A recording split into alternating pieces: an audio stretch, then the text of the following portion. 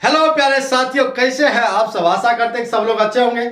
साथियों, आज हम आपको क्वेश्चन बैंक, ये जो देख रहे हैं ये क्वेश्चन बैंक का पीडीएफ है और क्वेश्चन बैंक का हम लोग डी ब्लॉक, याद रखिएगा कौन ब्लॉक, डी ब्लॉक और एफ ब्लॉक तत्व का जो है, डी ब्लॉक और एफ ब्लॉक तत्व का जो है पूरा क्वेश्चन बैंक 2013 से लेकर 2024 तक में जितने भी क्वेश्चन पूछे गए हैं, आज के सारा क्वेश्चन को एकदम हवा हवाई कर देना है, ऑब्जेक्टिव को हवा हवाई कर देना है। अब बगलवा में देखिए तो ईस्वी भी लिखा हुआ है कि कौन कौन ईस्वी में क्वेश्चन पूछा गया है और पूरा एक्सप्लेनेशन के साथ बताएंगे। तो उम्मीद एवं विश्वास है कि आप इस वीडियो को शुरू से अंत तक देखिए, समझिए। अगर पसंद आया तो दिल में, ना तो दिमाग में भी नहीं, मतलब पसंद आया तो आप अपने दोस्तों को, दोस्तनियों को, भाई बहन को, सबको शेयर कर दीजिए और चैनल को लाइक, शेयर और सब्सक्राइब करना ना भूले। तो चलिए शुरुआत करते हैं बिना देर किए हुए। और देखिएगा शुरू से अंत तक, देखिए आगे क्या मजा आता है वीडियो में, मैं आपको बताऊंगा। सबसे ऑब्जेक्टिव क्वेश्चन का डील है और ऑब्जेक्टिव का क्वेश्चन का जो है आपका पहला क्वेश्चन है कि प्रथम संक्रमण श्रेणी में, प्रथम संक्रमण श्रेणी में उच्चतम ऑक्सीकरण होगा, ऑक्सीकरण अवस्था प्रदर्शित करने वाला तत्व है। पहले बात सुन लो कि डी ब्लॉक तत्व जो होता है उसको संक्रमण तत्व भी कहते हैं, संक्रमण धातु भी कहते हैं। डी ब्लॉक का परिभाषा है वैसा तत्व जिसका अंतिम इलेक्ट्रॉन डी सबसेल में प्रवेश करता है। तो जिसका अंतिम इलेक्ट्रॉन डी सबसेल में प्रवेश करता है डी ब्लॉक तत्व कहलाता है। जिसका अंतिम इलेक्ट्रॉन डी सबसेल में प्रवेश करता है डी ब्लॉक तत्व कहलाता है। डी ब्लॉक में कुल तत्व 40 है, 4 सीरीज है, 3D, 4D, 5D, 6D। प्रथम संक्रमण, द्वितीय, तृतीय, जो 4 गो है, प्रत्येक में 10-10 एलिमेंट है। समझ गए। तो चलिए शुरुआत करते हैं। आज का पहला क्वेश्चन क्या कहता कि प्रथम, ध्यान से सुनिएगा, प्रथम संक्रमण श्रेणी, जो प्रथम संक्रमण श्रेणी है, तो प्रथम संक्रमण श्रेणी में जो आपका एलिमेंट है कौन कौन है मैं आपको बता दूं। वो है स्कैंडियम है, टाइटेनियम है, वेनेडियम है, क्रोमियम है, मैग्नीज है, आयरन है, कोबाल्ट है, निकेल है, कॉपर है और ये हमारा जिंक है। ये सब है। इसको ऐसे भी याद करते हैं, सुनो तुम विवाह कर लो मुझसे, किसी को कह रहे हैं, फिर कोई नहीं कहेगा जानू। जानू मानू तो लगे रहता है ना, तो जानू मानू लगे रहता है, मतलब कह रहे हैं। अब कहता है ये प्रथम संक्रमण श्रेणी है, इसमें उच्चतम ऑक्सीकरण अवस्था प्रदर्शित करने वाला तत्व है, यानी कौन सा है, 4 ऑप्शन दिया हुआ है। और ये 2021 में पूछा है बुआ, कितना में, 2021 में ये क्वेश्चन पूछा है। तो पहला ऑप्शन है निकेल, अगर आप लोग जानते हैं तो ऑप्शन मतलब कमेंट कर दीजिए। दूसरा है क्रोमियम, तीसरा है Fe और चौथा है Mn। तो सर जी जानिएगा Mn का ऑक्सीकरण संख्या +2 से लेकर +7 तक होता है। याद रखना, +2 से +7 तक होता है, मतलब सबसे ज्यादा Mn का होता है। तो आंसर भी हम लोग Mn का मारेंगे, समझ रहे हैं। और ये जो क्रोमियम है, क्रोमियम का +6 तक होता है, समझ रहे हैं, +6 तक होता है। इधर इसका प्लस जो है 4 तक होता है। और जनरली जो है सबका +3 तो होता ही होता है। तो पूछेगा कि सबसे ज्यादा उच्चतम ऑक्सीकरण अवस्था किसका होता है, तो मैग्नीज का होता है, Mn का होता है, +2 से +7 तक होता है, इसलिए मैक्सिमम +7 है, इसलिए हम लोग आंसर Mn को टिक कर दिए। पहला क्वेश्चन क्लियर हुआ। थोड़ा लेट लगेगा लेकिन एकदम सॉल्व अच्छा से हो। अगला क्वेश्चन कहता है, अगला क्वेश्चन कहता है कि लोहे का जंग लगने से, लोहे में, कितना गलत लिखता है यार, लोहे में जंग लगने से रोकने का सबसे अच्छा तरीका क्या है। 2021 में लोहा में जंग लगता है, आप लोग जानते होंगे। ये अगर मान लिया जो लोहा का, इसको खुली वायु में छोड़ दीजिएगा, जंग लग जाएगा। और जंग लगेगा तो जंग से कहता बचाने के लिए सबसे अच्छा उपाय क्या है, बहुत सारा विधि है। जैसे ये लोहा है, इसमें पेंट कर दीजिए, इसमें मोबिल लगा दीजिए, इसमें ग्रीज लगा दीजिए, इसमें यसद लेपन कर दीजिए। लेकिन सबसे अच्छा तरीका कह रहा है पहला ऑप्शन, आयरन कैथोड बनाकर खारे जल में रखकर, उसके बाद है ए और बी दोनों, इनमें से कोई नहीं। तो इसका सही आंसर होगा आयरन का कैथोड बनाकर। याद रखिएगा, जब आयरन का कैथोड बना देते हैं तो कैथोड पर होता अवकरण, वहां पदार्थ की मात्रा जमा होती है, इसलिए आयरन जो है सबसे अच्छा तरीका है जंग को रोकने के लिए, ये आयरन का कैथोड बनाकर। और आपको एग्जाम में क्वेश्चन पूछ सकता है कि ये जो जंग है, जंग का फॉर्मूला क्या होता है, तो Fe2O3.X Fe2O3.X ये जंग का फॉर्मूला होता है, आप लोग भूलना नहीं। समझ गए, एक एक ऑब्जेक्टिव को हम लोग कर रहे हैं। और ये जो Fe है, लोहा जो है, लोहा याद रखिएगा ये डी ब्लॉक का तत्व है, इसका संकेत Fe होता है। चलिए आगे बढ़े। चलिए अगला क्वेश्चन है, अब क्वेश्चन नंबर 3 पर हम लोग बढ़ते हैं। क्वेश्चन नंबर 3 आपके स्क्रीन पर है। क्वेश्चन नंबर 3 देखिएगा। क्वेश्चन नंबर 3 क्या कहता है, इनको भी हम लोग जरा देख ले। क्वेश्चन नंबर 3 क्या कहता है जरा सा बताइएगा आप लोग। क्वेश्चन नंबर 3 कहता है कि फोटोग्राफिक फिल्म प्लेट में आवश्यक घटक होता है। 2021 में पूछा गया क्वेश्चन है कि फोटोग्राफिक जो है फिल्म का प्लेट जो होता है उसमें उसका घटक क्या होता है, तो याद रखिएगा सिल्वर ब्रोमाइड। फॉर्मूला होता है AgBr। क्या होता है AgBr, आंसर हो जाएगा सिल्वर ब्रोमाइड। और ये जो सिल्वर ब्रोमाइड है यही आपका करेक्ट आंसर है। तो सिल्वर ब्रोमाइड याद रखिएगा फोटोग्राफिक प्लेट को जो है फिल्म प्लेट में आवश्यक घटक होता है कौन, सिल्वर ब्रोमाइड। फॉर्मूला होता है AgBr। अगला क्वेश्चन है क्वेश्चन नंबर 4, निम्नलिखित में कौन सा धातु अम्ल से अभिक्रिया कर हाइड्रोजन गैस मुक्त नहीं करता है। यह भी 2020 का पूछा गया क्वेश्चन। मतलब कह रहा ऐसा कौन सा धातु है which of the following metal is not react with hydrogen. Hydrogen से कौन रिएक्शन नहीं करेगा। अरे भैया हाइड्रोजन से रिएक्शन याद करिए विस्थापन अभिक्रिया। जैसे मान लीजिए आपका कहीं सेटिंग है और कोई तीसरा बंदा का एंट्री हो गया, तो जब तीसरा बंदा का एंट्री होता है तो आपकी वाली चल जाती है दूसरे के पास, है ना। आप अकेले बेवफा तूने है ना, एकदम सेट स्टेटस लगाते हैं पूरा एकदम अच्छा लगाते कि नहीं लगाते। तो भैया कह रहा है कि देखो धातु अम्ल से अभिक्रिया कर हाइड्रोजन गैस मुक्त नहीं करेगा, तो हाइड्रोजन से जो कम क्रियाशील है वो हाइड्रोजन को विस्थापित नहीं कर पाता है। एगो रील्स देखे होंगे, हाँ पति और पत्नी है और बीच में है देवर। पति पूछता है पत्नी से तू ककरा साथ रहबू, तो पत्नी कहती है हम देवरे साथ रहो। मतलब समझ रहे हैं, यहां पर जब भी रिएक्शन होगा Fe भी हाइड्रोजन को विस्थापित कर देगा, जिंक भी कर देगा, मैग्नीशियम भी कर देगा, क्योंकि ये हाइड्रोजन से सक्रियता श्रेणी में ऊपर है। कॉपर नहीं करेगा, तो इसका सही आंसर हो जाएगा कॉपर, यानी कॉपर आंसर होगा। जो कॉपर जो है क्या करता है, हाइड्रोजन को विस्थापित नहीं कर पाता है। इसलिए कह रहा है कि निम्नलिखित में कौन धातु अम्ल से अभिक्रिया कर हाइड्रोजन गैस नहीं देता, वो कॉपर है।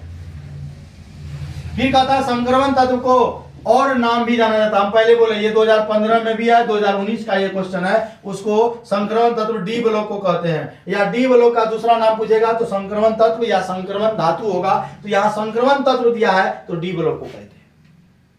अगला क्वेश्चन है संक्रमण तत्वों का सामान्य इलेक्ट्रॉनिक विन्यास होता है। ये 2017 में, इसको थोड़ा ऊपर कर लेते हैं। 6 नंबर का क्वेश्चन, 6 नंबर का क्वेश्चन को ऊपर कर लेते हैं। आपको तो ये दिख ही रहा होगा, नहीं दिख रहा है ना। चलिए ले चले आपको अगले क्वेश्चन की दुनिया में। ये क्या कहता है, संक्रमण तत्वों का सामान्य इलेक्ट्रॉनिक विन्यास होता है। 2017 और 2022 का ये क्वेश्चन है कि ये संक्रमण तत्व यानी डी ब्लॉक, इसका देखो डी में 1 से 10 तक होगा और NS में 1 या 2 होगा, N-1 डी में 1 से 10 तक होगा। ऐसा कई ऑप्शन में है, देखो ND1 to 5, N-1 1 to 10, NS 0 1 2, NS 1 से 2, NS ये होगा, बी ऑप्शन होगा। S में देखो भैया कुछ अपवाद है, 0 भी हो सकता है, 1 भी हो सकता है या 2 भी हो सकता है। और N-1 में 1 से लेकर 10 तक, यहाँ डी होगा भाई, डी छूट गया है, डी होगा। कहता अगला क्वेश्चन, निम्नलिखित संक्रमण धातु आयन जिसका चुंबकीय आघूर्ण अधिकतम होगा उसके बाह्य कक्षा में इलेक्ट्रॉनिक विन्यास होगा। 2017 में यह पूछा गया क्वेश्चन। इसको समझने के लिए थोड़ा सा आपको समझना होगा। देखिए समझना क्या होगा, डी ब्लॉक के लिए 5 ऑर्बिटल होता है, 1 2 3 4 5, 1 2 3 4। अगर सब में एक इलेक्ट्रॉन होगा तो अयुग्मित इलेक्ट्रॉन यानी n का मान हो जाएगा 5। जब n का मान भैया 5 होगा तो यहां जो चुंबकीय आघूर्ण है यानी म्यू का मान, म्यू मैक्सिमम होगा। जब अनपेयर्ड इलेक्ट्रॉन ज्यादा होगा तो म्यू मैक्सिमम होगा। तो कहता है कौन सा होगा, तो 3d5, डी में 1 2 3 4 5, D5 सिस्टम होगा। तो याद रखिएगा सबसे ज्यादा चुंबकीय आघूर्ण होगा D5 सिस्टम में। फिर D4 होगा तो n का मान 4 हो जाएगा। फिर 6 हो जाएगा तो 5 1 6 जोड़ा लग जाएगा, फिर n का मान 4 होगा। 7 होगा तो n का मान 3 होगा। 8 होगा, D8 होगा तो 2 होगा। यानी D5 में ही n का मान सबसे ज्यादा है, इसलिए चुंबकीय आघूर्ण सबसे ज्यादा होगा। अगले, सोना धातु का ऑक्सीकरण संख्या होता है, सोना धातु का होता है +1, तो आंसर हो जाएगा +1। और ये क्वेश्चन 2016 में पूछा गया क्वेश्चन है। सिनेबार कहा जाता है HGS को, तो आंसर होगा ए, सिनेबार HGS, सिनेबार HGS 2016 का ये क्वेश्चन है। बहुत आसान क्वेश्चन है, आप देखिएगा पूरा एकदम शुरू से अंत तक पढ़िए, समझिए, कोई भी दिक्कत होगा तो आप हमको बोलिएगा। अब आइए क्वेश्चन नंबर 10। क्वेश्चन नंबर 10 क्या कहता है? क्वेश्चन नंबर 10 देखो,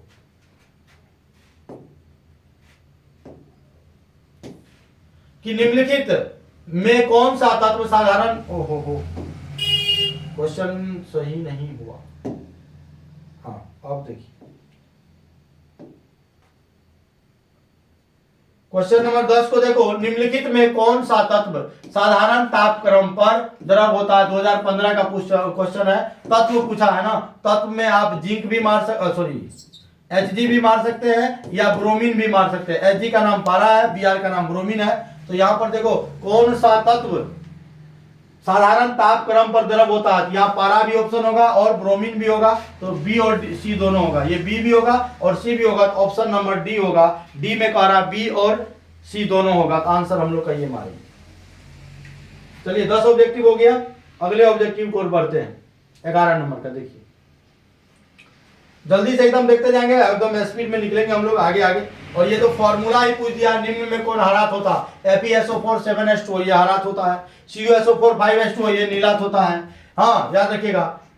उसके बाद कहता है निम्नलिखित में कौन सा तत्व प्रकृति में मुक्त अवस्था में पाया जाता है? मुक्त अवस्था में कौन सा तत्व होता है? सोना। 2013 का ये पूछा गया क्वेश्चन है, सोना चांदी प्लेटिनम। सोना चांदी प्लेटिनम ये धातु है जो मुक्त अवस्था में पाया जाता है प्रकृति में। फिर कहता है निम्नलिखित आयनों में कौन प्रति चुंबकीय है? तो याद रखिएगा, जिसमें बेजोड़ा इलेक्ट्रॉन होगा, जिसमें अनपेयर्ड इलेक्ट्रॉन होगा, जिसमें बेजोड़ा इलेक्ट्रॉन होगा वो प्रति चुंबकीय क्या कर अनुचुंबकीय है, और जिसमें जोड़ा में इलेक्ट्रॉन होगा वो प्रति चुंबकीय है। प्रति चुंबकीय इंग्लिश में डायमैग्नेटिक कहते हैं। तो डायमैग्नेटिक की चर्चा किया गया है।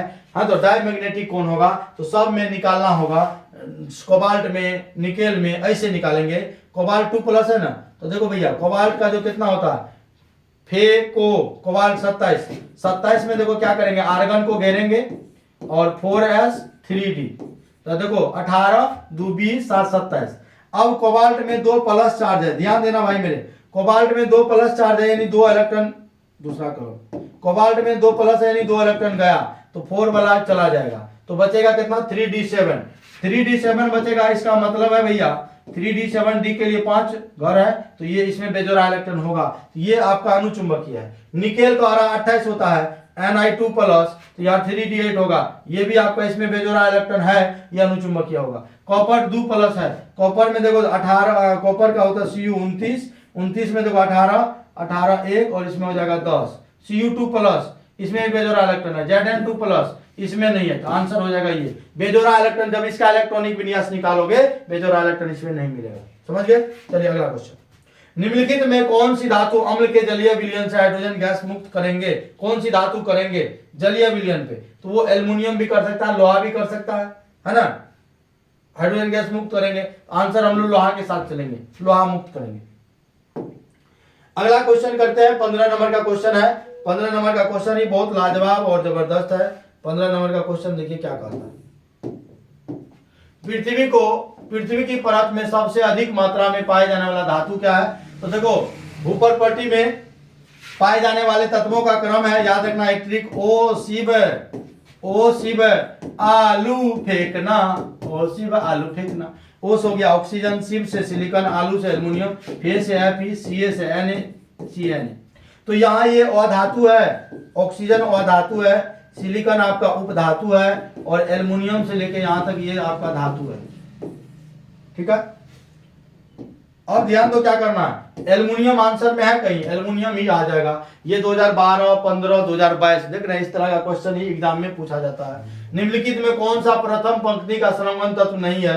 तो देखो आयरन भी है, याद करिएगा, वही जो हम बोले थे, सुनो तुम विवाह कर लो मुझसे, फिर कोई नहीं कहेगा जानू। तो ये सब है, तो देखो Fe भी आता है, क्रोमियम भी आता है, निकेल भी आता है, लेकिन मैग्नीशियम नहीं आता है, तो आंसर होगा मैग्नीशियम। और ये 2012 का पूछा गया क्वेश्चन है।